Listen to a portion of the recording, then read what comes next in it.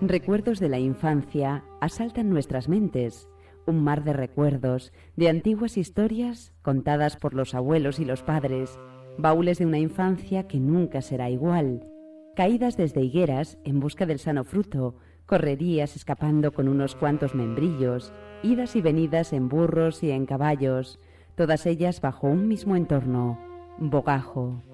Es un pueblo pequeño, de variopinta historia, enclavado en uno de los paisajes más bellos y significativos de nuestra provincia, un guiño al dios Pan, que cuida del verdor de sus pastizales, mientras Ceres vigila los bienes cerealistas y la producción hortícola. Para llegar hasta Bogajo, decidimos tomar la carretera Salamanca 517, dirección Vitigudino, y desde allí nos dirigimos a Yecla de Yeltes. Continuamos después por el desvío hacia Bogajo. Es una carretera cómoda y bien arreglada. Poco a poco el coche iba frenando para disfrutar de la exultante belleza de la dehesa, forma de explotación más común en Bogajo. Llegamos a la plaza, disfrutamos de la vista de la iglesia, mientras estiramos nuestras piernas antes de comenzar nuestro paseo por las tierras del pueblo. Bogajo dista 84 kilómetros de Salamanca. Está situado en el límite de la tierra de Vitigudino con la tierra del Abadengo, perteneciente a esta. Su término, de 32,91 kilómetros cuadrados, forma un rombo perfecto. Colinda con el de Cerralbo al noroeste, el de Yecla de Yeltes al noreste, el de Fuente Liante por el suroeste y el de Villavieja de Yeltes al sureste. Es un pueblo donde enseguida apreciamos, tanto por sus edificaciones como por sus campos adehesados, que subsiste a base de una economía esencialmente ganadera, complementada con negocios del sector terciario, que aseguran una mayor calidad de vida. Recorremos sus caminos y fincas. Se abre ante nuestros ojos un paisaje diferente a otros de la provincia. Es el campo adhesado, bien de encinas, bien de robles, nada que ver con la esteparia Armuña o las encrespadas sierras. Ondulaciones perpetuas recorren estos pagos de sierros, valles y vaguadas. Los materiales resultado de estas tierras se deben, en primer lugar, a la orogénesis hercínica que aconteció durante la era primaria, cuando se conformó el sistema central, y de resultas los ligeros plegamientos del oeste salmantino, terrenos entre los que se halla Bogajo. A este momento pertenecen las cuarcitas, los neis, las pizarras, notoriamente visibles en la demarcación, y el granito, material sumamente cardial por su cantidad y por su calidad, siendo común encontrar rocas graníticas aflorando en superficie, comúnmente denominadas peñas. Nos llama la atención la peña El Pico, entre Bogajo y Villavieja, por su singular forma y considerable tamaño, así como la peña del Hornito, eremitorio situado en la zona de Balondo. El capricho de la naturaleza, la voluntad del viento y del agua, han forjado un paisaje único, digno de los dioses, un paraíso. Para ello se sirvieron de una fuerza erosiva de gran calibre, desarrollada especialmente durante el Cuaternario, mientras que en el Terciario, durante la orogénesis alpina, se pronunciaron aún más los accidentes acaecidos 2 eras antes, por lo que las fracturas y fallas profundizaron, a la par que las ondulaciones se remarcaron.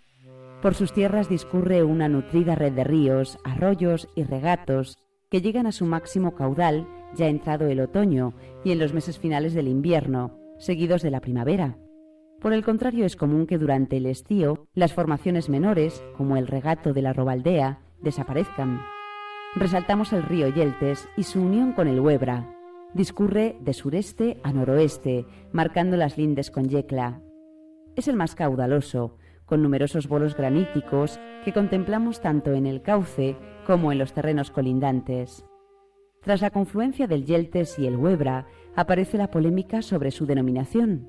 Según algunos autores y entidades, entre ellos el Instituto Geográfico Nacional, llaman Huebra a la continuidad hidrográfica después de la unión de ambos ríos.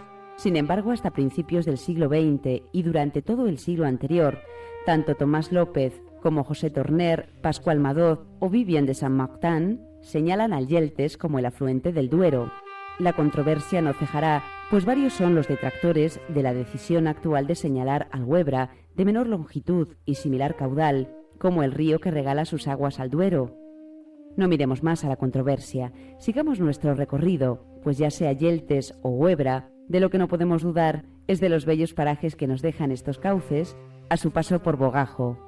Dentro del término reparan nuestra atención 3 arroyos. De sur a norte, el arroyo de las Navas y el de Bogajuelo, que desemboca en el Yeltes antes de unirse con el Huebra.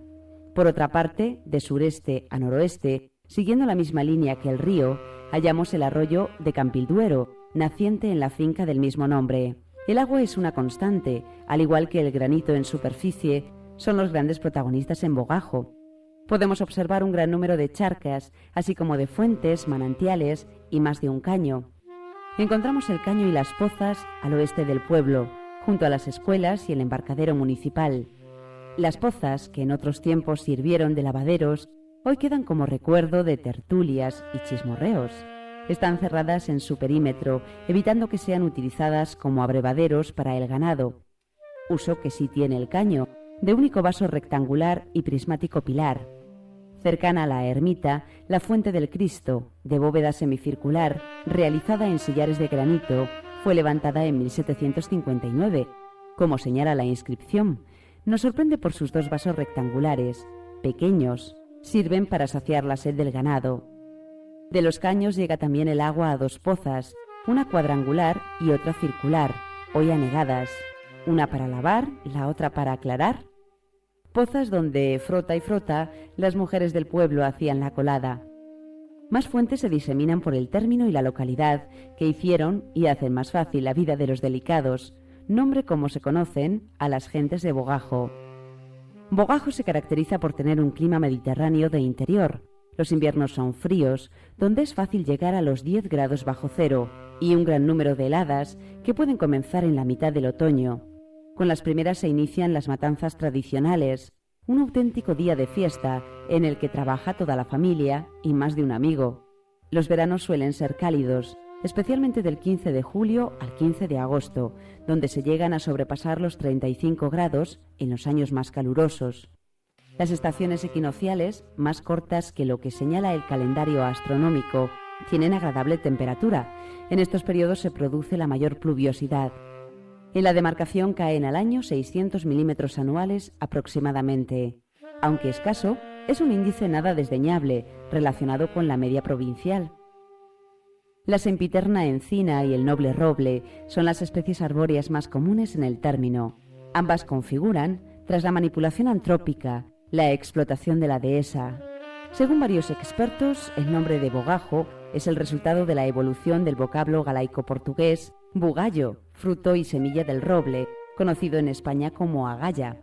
Es común escuchar en el lugar y en pueblos cercanos la palabra bogallo, aludiendo a formas redondeadas, preferentemente vegetales. Por sus campos proliferan los carrascales, los arbustivos leñosos, tomillo, romero, genista y escoba. Acrecienta el manto arbóreo en las zonas cercanas a la red hidrográfica, donde resaltamos el roble. Ya en la ribera, los álamos, alisos y chopos son las especies más abundantes. Existen múltiples caminos en el término. Por ellos es común ver crecer a las tupidas zarzas sobre los paredones de bloques graníticos en seco. Resaltamos algunos árboles del término, seres vivos que han arropado con sus brazos leñosos a niños y mozos en tiempos de infancia, sombras e impulsos en años de juventud, reposo y descanso al llegar la senectud. Entre todos ellos destacamos la encina arrengada, cercana a la fuente perenal. Es uno de los lugares más queridos por los bogajenses, si bien cada vez son menos los que aprovechan sus virtudes. Asimismo sucede con el taray de Adrade, un arbusto con gran copa, de finas ramas y rosáceas flores en racimos de gran belleza, presentes en los meses de primavera. Es planta habitual de ribera. Aún perviven también algunas higueras y membrillos, otrora centro de chiquilladas y tropelías, historias de un pasado cercano. El fuerte ecosistema que disfruta de esta vegetación está dominado por el jabalí, el tejón, el zorro, la jineta, la liebre, el conejo, los milanos, las lechuzas, las perdices, las cigüeñas comunes, las palomas torcaces, un gran número de anfibios y un sinfín de insectos. También debemos citar al paradigma de la dehesa, al toro bravo y la autóctona vaca morucha. Terminamos nuestro paseo por las tierras de Bogajo pensando cómo sería su historia.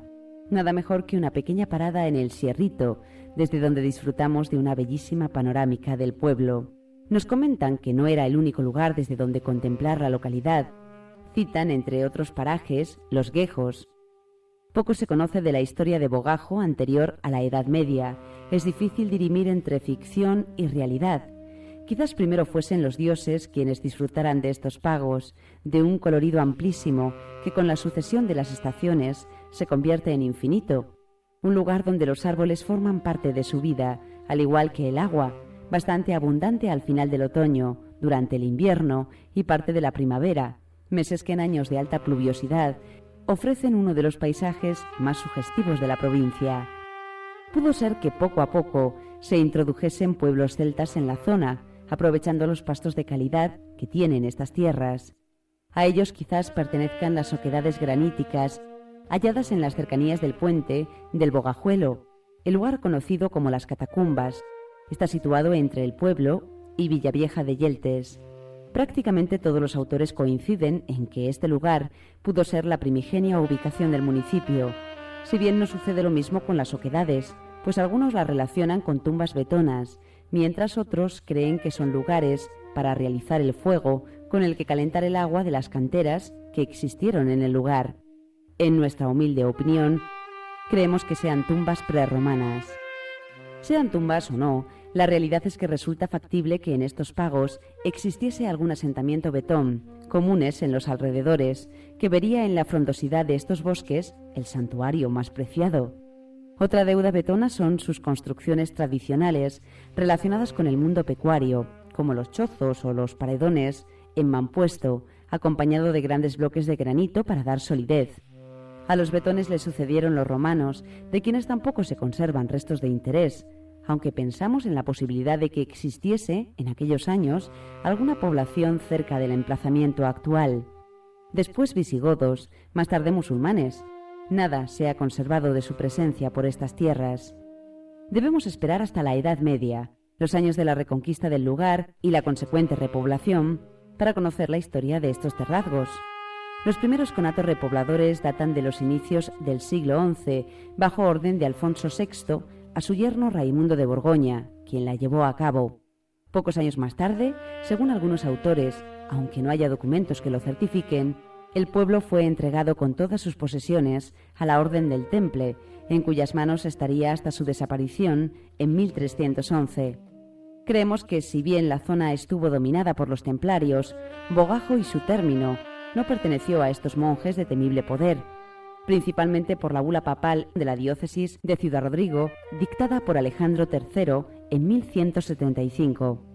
En ella se da permiso al levantamiento del monasterium de Peraira, regentado por la Orden de Caballeros de San Julián de Pereiro, desde 1213, conocida como de Alcántara. Hoy no queda nada de este monasterio, ubicado en el lugar de las Torrecillas.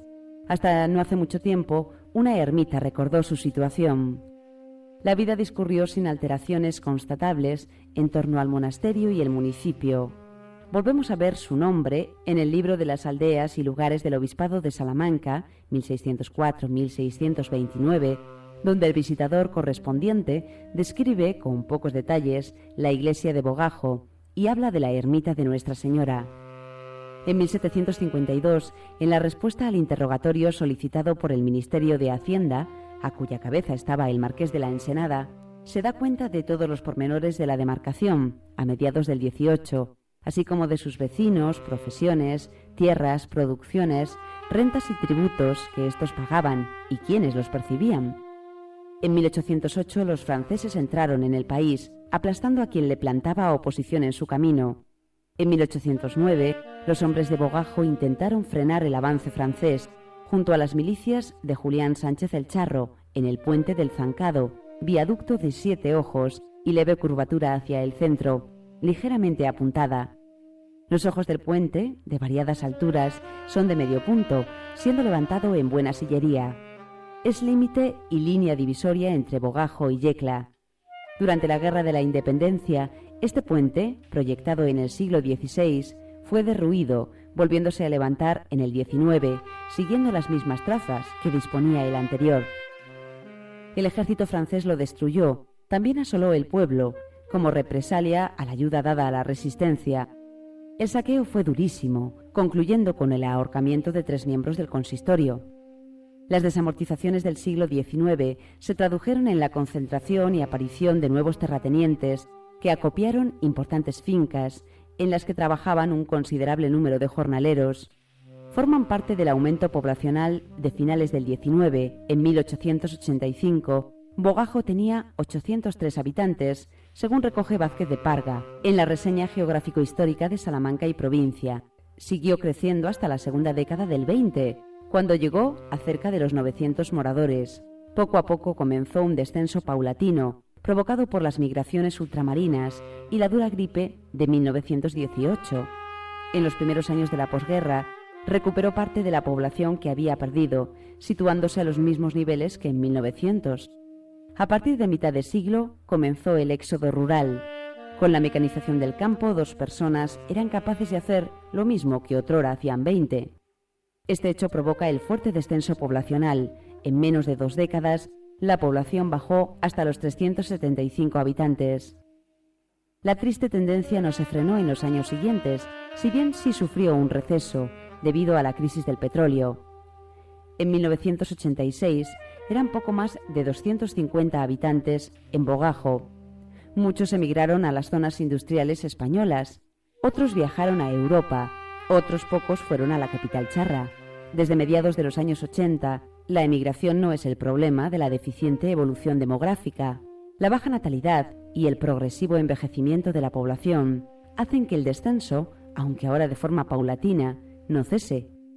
Hoy día son tan solo 182 los empadronados en el pueblo, gentes que dedican su tiempo fundamentalmente a las labores ganaderas, siendo la poca agricultura existente un apoyo nutricional de su ganado. La dehesa les proporciona todo: pastos en suelos de escasa profundidad, bosques controlados de encinas y robles que ofrecen buenas montaneras, donde además se explota la leña procedente de desmoches, y un hábitat donde la caza tuvo gran singularidad, descendiendo ostensiblemente las especies cinegéticas. Hoy día, en Bogajo, el sector servicios autoabastece de todos los elementos necesarios cotidianamente en los negocios existentes en la localidad.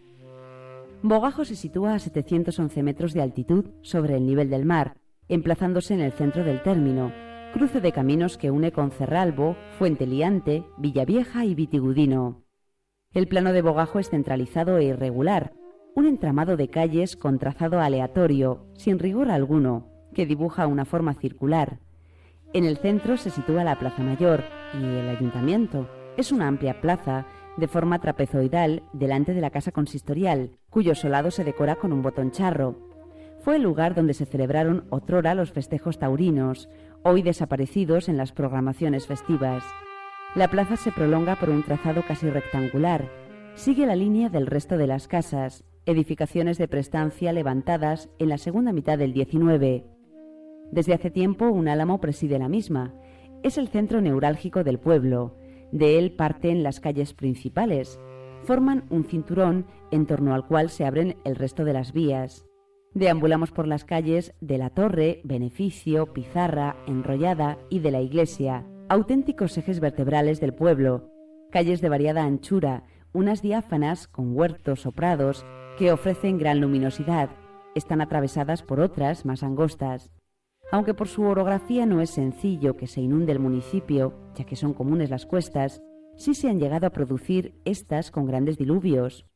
Otras calles que recabaron nuestra mirada son las de Toral, Cuartera y Manzanal.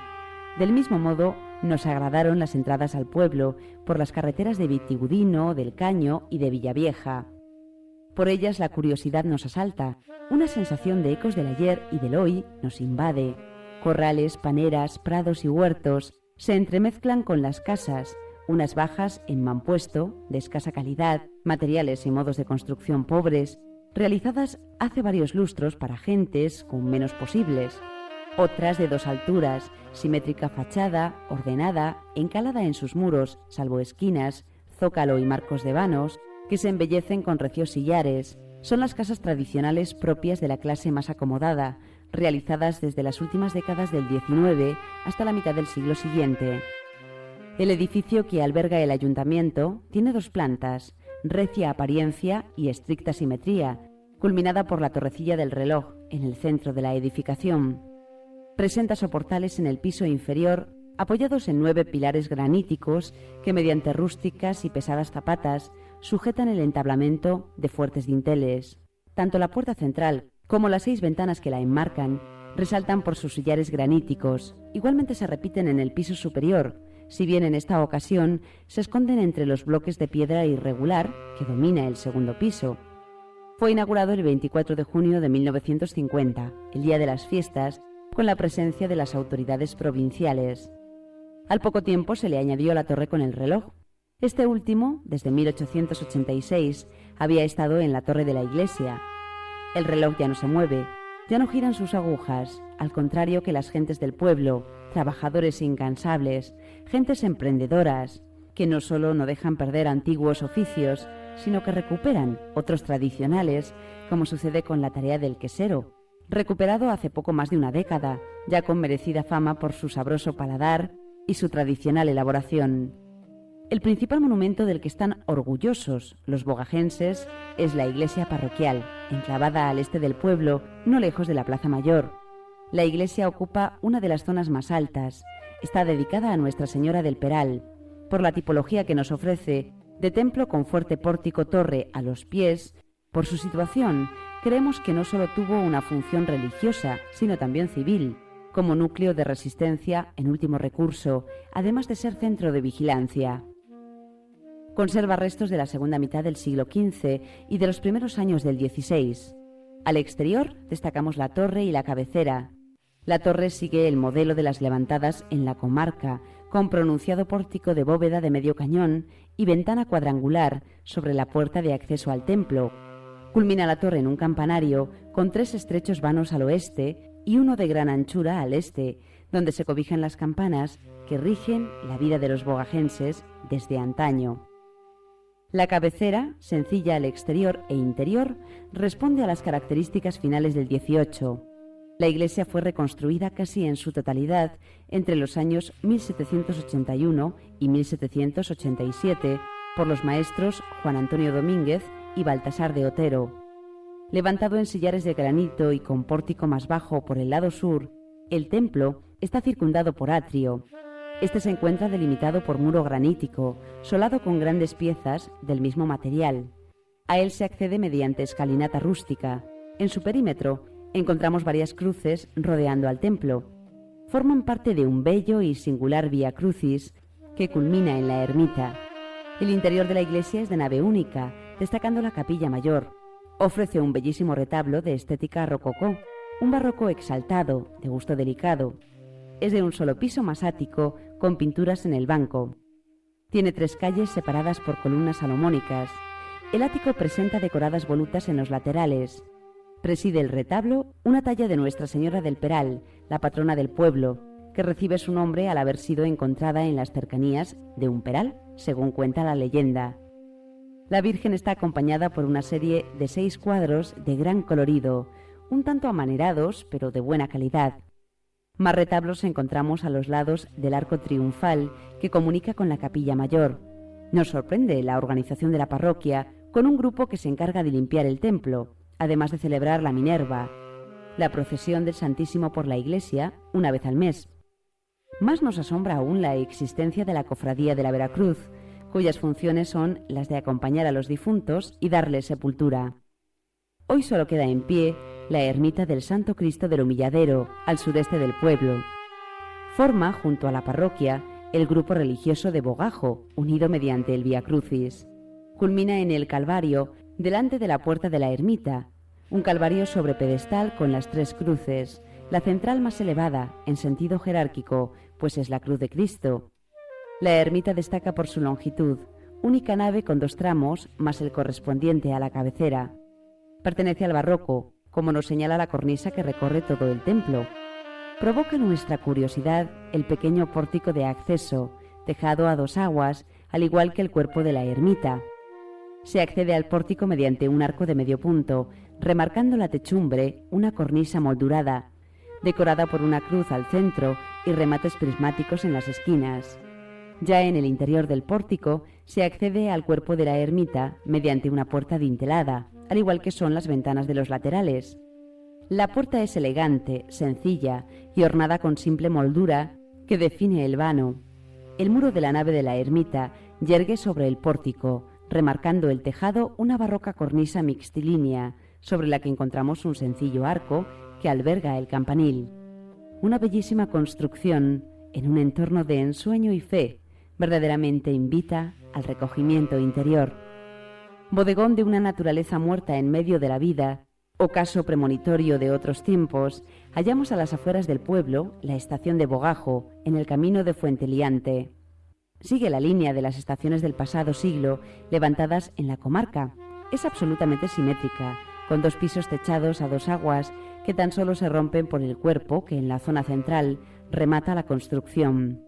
Al deambular por su vetusto esqueleto, nos preguntamos si no existe nadie que quiera rescatar estas construcciones para el futuro.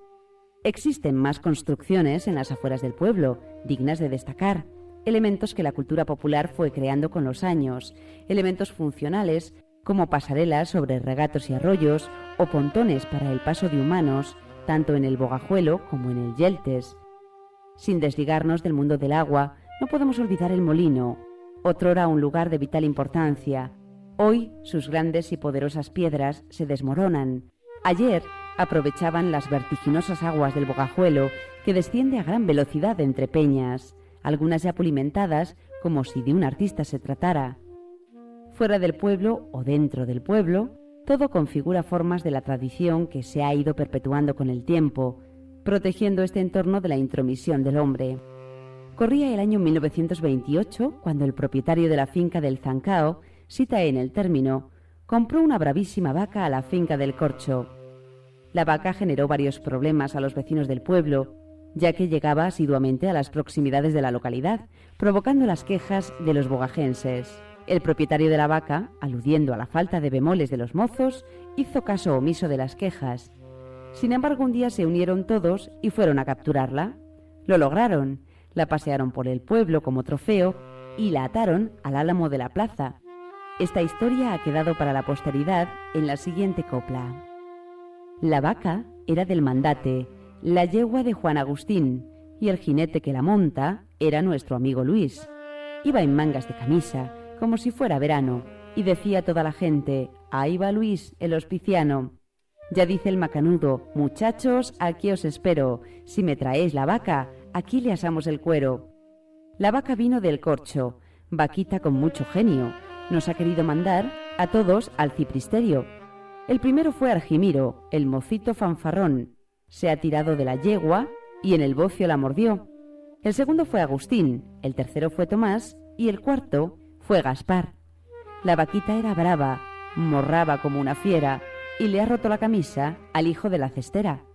«Princesita, princesita, no creí que fueras centella, pues has querido matar al príncipe la cestera». Julián le dice a Gaspar y a todos sus compañeros: «De aquí no sale la vaca, primero le asamos el cuero». Ese que llaman Jimiro, el mocito fanfarrón, se ha tirado de la yegua y en el bocio la mordió. La vaca en el toril parece un lobo hambriento y la ha llamado Antolín, recibiéndola cuerpo a cuerpo. Ya pasa la vaca por la puerta el señor juez y sale a ver la mandate y los hijos de Ezequiel. «Que viva la vaca, que viva Jimiro, que vivan los mozos, que son sus amigos, que se van a la huerta a echar un traguito». Esta es una de tantas coplas con que contó el cancionero popular de nuestra provincia, con especial interés en esta zona, la tierra de Vitigudino y el sureste de la comarca del Abadengo, auténtico corazón de la charrería. Son coplas que se acostumbran aún a cantar en los días festivos, improvisado homenaje a esos cortos capítulos de la historia más reciente. Actualmente las fiestas de mayor interés se celebran en honor a San Juan Bautista, el 24 de junio. Los vecinos acuden a misa mayor, realizan la procesión del santo, siendo estos los actos fundamentales. Tras ellos, concursos, bailes y conciertos amenizan las jornadas que desde hace muchos años no disfrutan de actos taurinos. Durante esos días no faltan en las casas los hornazos, como sucede también el lunes de Pascua, igualmente algún que otro guiso de cordero y ternera, para empezar, eso sí, unas patatas meneas o buena sopa castellana. Dignos de mención son los gallos de corral guisados, la caza, bien perdices, bien conejo, todo ello estofado. ¿Y qué decir de los cocidos, que hacen las delicias del más comedorito, como dicen por aquí? Para terminar, recordemos las roscas, esenciales en los días de fiesta, o las perronillas y repelaos, dulces y comidas típicas y comunes de los pueblos colindantes, esenciales en los días de fiesta. Jornadas de fiesta, días de costumbres, que se van perdiendo, relegándolas al baúl de la memoria y de la pluma, que intenta preservarlas para conocimiento de nuevas generaciones. Entre suspiros de nostalgia, algunos vecinos nos comentan que se han perdido costumbres como el ramo o ronda de las mozas, donde con cantos y un ramo de flores y escobas, los mozos mostraban sus intereses a las mozas. Las tiradas de tandas, de los restos inservibles, los días de las matanzas. La locajá, cencerrada dedicada a viudas o viudos en nuevas nupcias.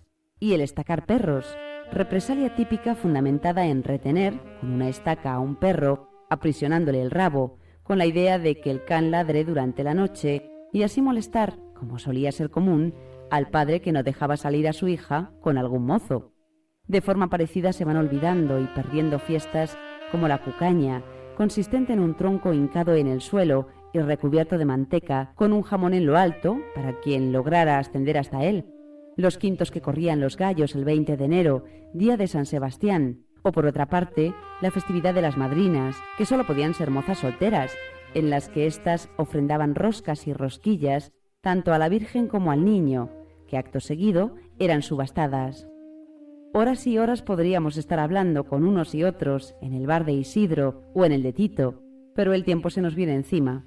Ya nos llegó la hora de marchar, no sin antes pararnos en la carretera saliendo hacia Villavieja, carretera que cuentan fue marcada la ruta por un burro que dejaron suelto para que buscara el mejor camino.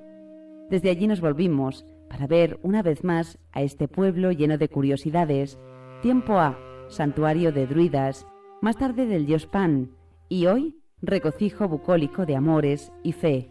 Este es Bogajo, donde agua, tierra, cielo y fe se funden.